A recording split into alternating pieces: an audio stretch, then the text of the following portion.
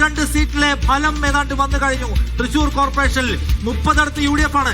MK വർഗീസിന്റെ ചാഞ്ചാട്ടക്കളി ജനമെടുത്ത് കാട്ടിൽ കളഞ്ഞ കാഴ്ചയാണ് നമ്മൾ തൃശ്ശൂരിൽ കാണുന്നത്.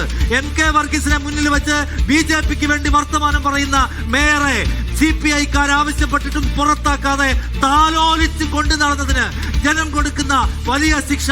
12 സീറ്റിൽ ഒതുങ്ങിയിരിക്കുന്നു LDF. ജനം തൂക്കിയെടുത്തറിയുന്ന കാഴ്ച തൃശ്ശൂരിൽ കാണുന്നു. 30 സീറ്റിലെ ആധികാരികമായ വിജയമാണ് തൃശൂർ കോർപ്പറേഷനിൽ UDF നേടുന്നത്.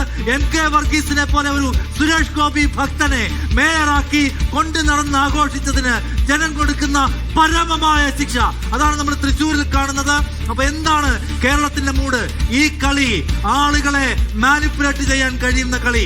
ആ കളി എല്ലായിടത്തും നടക്കില്ല എന്നതിന്റെ മറുപടി ജനം കൊടുക്കുന്നതിന് കാഴ്ച പലയിടത്തും നമ്മൾ കാണുകയാണ്. പക്ഷേ ബ്ലോക്ക് പഞ്ചായത്തിലും ഗ്രാമപഞ്ചായത്തിലും LDF-ന്റെ തിരിച്ചുവരവ് നമ്മൾ കാണുന്നുണ്ട്. ഒരു ഘട്ടത്തിൽ UDF മുന്നിൽ നിന്നെങ്കിലും ഇതാ ഇപ്പോൾ LDF വീണ്ടും തിരിച്ചു വന്നിരിക്കുന്നു. 320, 348, 62, 72 എന്ന നിലയിലേക്ക് വന്നിരിക്കുകയാണ്. കണ്ണൂർ കോർപ്പറേഷനിൽ റിജിൽ മാക്കുറ്റി വിജയിച്ചു എന്ന വിവരം കൂടി നമുക്ക് ലഭിക്കുന്നുണ്ട്. ഒരു പ്രമുഖ സ്ഥാനാർത്ഥിയാണ് കണ്ണൂരിൽ റിജിൽ മാക്കുറ്റി. ആദ്യകടലായി വാർഡിൽ റിജിൽ മാക്കുറ്റി വിജയിച്ചിരിക്കുന്നു. തിരുവനന്തപുരത്ത് IP ബിനു തോറ്റിട്ടുണ്ട്. കോഴിക്കോട് PM നിയാസ് തോറ്റിട്ടുണ്ട്. കട്ടപ്പനയിൽ EM അഗസ്തി തോറ്റിട്ടുണ്ട്. വലിയ പ്രമുഖ നേതാക്കളൊക്കെ സ്ഥാനാർത്ഥികളായടുത്ത് അവരൊക്കെ തോറ്റിട്ടുണ്ട്. എന്നാൽ അട്ടിമറി വിജയങ്ങളും ഉണ്ടായിട്ടുണ്ട്. വിജിൻ വായന്തോണ്ടെ വേണം. വിജിനെ IP ബിനുവിനെ തോൽപ്പിച്ചത് ആരാണ് എന്നറിയേണ്ടതുണ്ട്. അവിടുത്തെ ഏറ്റവും പ്രധാനപ്പെട്ട ലോക്കൽ ലീഡറാണ് അദ്ദേഹം തോറ്റുപോകുന്നത് LDF-നെ സംബന്ധിച്ച് കനത്ത ആഘാതമാണ്. ആരാണ് തോൽപ്പിച്ചത് എന്നത് അറിയേണ്ട കാര്യമാണ്. തിരുവനന്തപുരത്തും ചില അത്ഭുതകരമായ സംഗതികൾ ഉണ്ടാവുന്നുണ്ട് എന്ന് കാണണം. കണ്ണൂർ കോർപ്പറേഷനിൽ UDF 12, LDF 6, NDA 2. Vijin IP ബിനുവിനെ തോൽപ്പിച്ചത് ആരാണ്?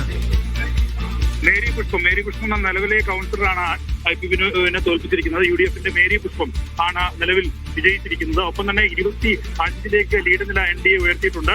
15 സീറ്റിലേക്ക് LDF കുറയുന്നു. 10 സീറ്റ് നേരത്തെ 11 ഉണ്ടായിരുന്ന സീറ്റിൽ ഒരു സീറ്റിലെ ലീഡ് UDF-ന് കുറഞ്ഞിട്ടുണ്ട്. 10-15 എന്നുള്ള നിലയിലാണ് UDF-ഉം LDF-ഉം തമ്മിലുള്ള അന്തരം എന്ന് പറയുന്നത്. വെറും 5 സീറ്റിന്റെ മാത്രം അന്തരത്തിൽ 25 സീറ്റ് LDF-നേക്കാൾ 10 സീറ്റ് വർദ്ധിപ്പിച്ചിരിക്കുന്നു എന്നുള്ളതാണ്.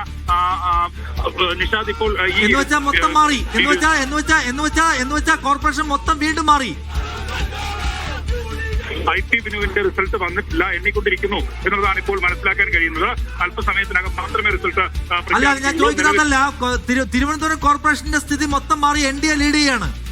തീർച്ചയായും 10 സീറ്റുകളുടെ വ്യത്യാസത്തിലാണ് നിലവിൽ NDA-യുടെ ലീഡ് ഇപ്പോൾ തുറന്നുകൊണ്ടിരിക്കുന്നത്. ലീഡ് നില ഉയർത്തിക്കൊണ്ടിരിക്കുന്നു എന്ന് തന്നെ പറയാം. NDA-യുടെ വലിയ മുന്നേറ്റം തിരുവനന്തപുരം കോർപ്പറേഷൻ ഉണ്ടാക്കുന്നു. നേരത്തെ തന്നെ രാജീവ് ചന്ദ്രശേഖരൊക്കെ പ്രഖ്യാപിച്ചതിന് സമാനമായ രീതിയിൽ തന്നെയാണ് BJP-യുടെ മുന്നേറ്റം ഉണ്ടായിട്ടുള്ളത്. 15, 25 എന്നുള്ള 10 സീറ്റുകളുടെ ലീഡുകളുടെ അന്തരമാണ് നിലവിൽ ഉണ്ടായിട്ടുള്ളത്. അതിൽ പല സ്ഥലങ്ങളും വിജയിച്ചു കഴിഞ്ഞിട്ടുണ്ട്. മുട്ര, വൈഷ്ണവ ഉൾപ്പെടെയുള്ളവർ വിജയിച്ചു. UDF-ഉം ഒപ്പം തന്നെ BJP മുന്നേറ്റം ഉണ്ടാക്കി എന്ന് കൃത്യമായി പറയാൻ കഴിയും. ഒപ്പം തന്നെ നിലവിൽ കോർപ്പറേഷനിൽ BJP-യുടെ വലിയ മുന്നേറ്റം വീണ്ടും പ്രകടമാവുകയാണ്. 10 സീറ്റിൽ LDF-നേക്കാൾ മുന്നേറ്റം.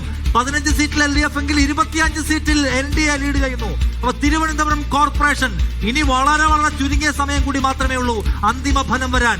തിരുവനന്തപുരം കോർപ്പറേഷൻ BJP ഭരിക്കാൻ പോവുകയാണോ? നമ്മുടെ കേരളത്തിന്റെ തലസ്ഥാന നഗരം BJP-യുടെ മേയറാണോ ഭരിക്കാൻ പോകുന്നത്? ആ ചോദ്യത്തിലേക്കുള്ള ഉത്തരത്തിലേക്കുള്ള അകലം വളരെ കുറവ് മാത്രമാണ് തിരുവനന്തപുരത്ത് സംഭവിക്കുന്നത്. എന്താണ്? BJP വലിയ പ്രതീക്ഷയുടെ കൊടി ഉയർത്തി കഴിഞ്ഞിരിക്കുന്നു. വീണ്ടും തിരുവനന്തപുരം കോർപ്പറേഷൻ, തലസ്ഥാന കോർപ്പറേഷൻ LDF-ൽ നിന്ന് പിടിച്ച് BJP ഭരിക്കാൻ പോവുകയാണോ? രാജീവ് ചന്ദ്രശേഖരന്റെ സ്ട്രാറ്റജീസ്, തന്ത്രങ്ങൾ, തെരഞ്ഞെടുപ്പ് കരുനീക്കങ്ങളാണോ വിജയിക്കാൻ പോകുന്നത് എന്നറിയാൻ ഇനി നിമിഷങ്ങൾ മാത്രം മതി. തിരുവനന്തപുരത്തിന്റെ കഥ അറിയാൻ. സിജോ വർഗീസ് ചേരുന്നു കൊച്ചിയിൽ നിന്ന്. സിജോ, കൊച്ചിയിലെ സ്ഥിതി എന്താണ്? കൊച്ചിയിൽ വളരെ ഇഞ്ചോടിഞ്ച് പോരാട്ടമാണ് നിഷാദ്. അതായത് കൊച്ചി കോർപ്പറേഷനിൽ തപാൽ വോട്ടുകൾ എണ്ണുമ്പോൾ ആദ്യം LDF-നായിരുന്നു മുൻതൂക്കമെങ്കിൽ ഇപ്പോൾ കോൺഗ്രസ് അല്ലെങ്കിൽ UDF തിരിച്ചുവരവിൻ്റെ പാതയിലാണ്. UDF 11 വിജയിച്ചിട്ടുണ്ട് എന്നുള്ളതാണ് ഏറ്റവും പ്രധാനപ്പെട്ട കാര്യം. LDF 5 NDA 2 വിജയിച്ചിട്ടുണ്ട് എന്നുള്ളതാണ് പ്രധാനമായും നമുക്ക് ഈ ഘട്ടത്തിൽ പറയാനുള്ളത്. അതായത് ഈ ഘട്ടത്തിൽ UDF തരംഗം എന്ന് വേണമെങ്കിൽ നമുക്ക് പറയാവുന്ന ഒരു സ്ഥിതിവിശേഷമാണ് നിലവിൽ കൊച്ചി കോർപ്പറേഷനെ സംബന്ധിച്ച് നിലവിൽ ഉള്ളത്. ആദ്യ വിജയം കൊച്ചി കോർപ്പറേഷനിൽ സൈലന്റ് നോർത്തിലായിരുന്നു. അവിടെ പ്രതിപക്ഷ നേതാവ് ആന്റണി കുരുത്തറ പരാജയപ്പെടുത്തി BJP-യുടെ ടി പത്മകുമാരി വിജയിച്ചു വരികയും ചെയ്തിരുന്നു. പിന്നീട് അങ്ങോട്ട് UDF വിജയിച്ചു വരുന്ന ഒരു കാഴ്ചയാണ് കാണാൻ കഴിയുന്നത്. വെണ്ണല, ചളിക്കപ്പട്ടം, ചക്കരപ്പറമ്പ, ഫോർട്ട് കൊച്ചി എന്നിവയുടെ വാർഡുകളിൽ UDF വിജയിക്കുകയും ചെയ്തു. പാലാരിവട്ടം ഡിവിഷനിൽ UDF സ്ഥാനാർത്ഥി VK മിനിമോൾ വിജയിച്ചു. ഫോർട്ട് കൊച്ചിയിൽ UDF സ്ഥാനാർത്ഥി ഷൈനി മാത്യു വിജയിച്ചു എന്നുള്ളതാണ്. രണ്ടുപേരും മേയർ സ്ഥാനത്തേക്ക് പരിഗണിക്കപ്പെടുന്ന സ്ഥാനാർത്ഥികളാണ് എന്നുള്ളതും ശ്രദ്ധേയമായിട്ടുള്ള ഒരു കാര്യമാണ്. തമ്മനം, പുതിയ റോഡ് വാർഡുകളിലും UDF-ന് വിജയം ലഭിച്ചു എന്നുള്ളതാണ്. കൊച്ചി കോർപ്പറേഷൻ കാരണക്കോണം ഡിവിഷനിൽ UDF സ്ഥാനാർത്ഥി ഗേർലി റോബർട്ട് വിജയിച്ചു. കൊച്ചി കോർപ്പറേഷൻ രവിപുരം ഡിവിഷനിൽ LDF സ്ഥാനാർത്ഥി ശശികല വിജയിച്ചിട്ടുണ്ട്. എറണാകുളം സെൻട്രൽ BJP സ്ഥാനാർത്ഥി സുധ ദിലീപ് കുമാറും വിജയിച്ചിരിക്കുന്നു. എന്തായാലും UDF നില മെച്ചപ്പെടുത്തുന്നു, മുന്നേറുന്നു എന്നുള്ള ആ ഒരു സ്ഥിതിവിശേഷമാണ് നിലവിൽ കൊച്ചി കോർപ്പറേഷൻ സംബന്ധിച്ച് ഈ ഘട്ടത്തിൽ പങ്കുവെക്കാനുള്ളത്. ശരി, കൊച്ചിയിൽ വലിയ തിരിച്ചുവരവ് UDF നടത്തിയിട്ടുണ്ട് എന്നുള്ളതാണ്. കണ്ണൂരിൽ നിന്ന് ബിജീഷ് ഗോവിന്ദൻ കൂടി ചേരുന്നു. ബിജീഷ്, കണ്ണൂർ ജില്ലാ പഞ്ചായത്ത്, ബ്ലോക്ക് പഞ്ചായത്തുകൾ, ഗ്രാമപഞ്ചായത്ത്, കണ്ണൂർ കോർപ്പറേഷൻ എന്നിവയുടെ സ്ഥിതി എന്താണ്?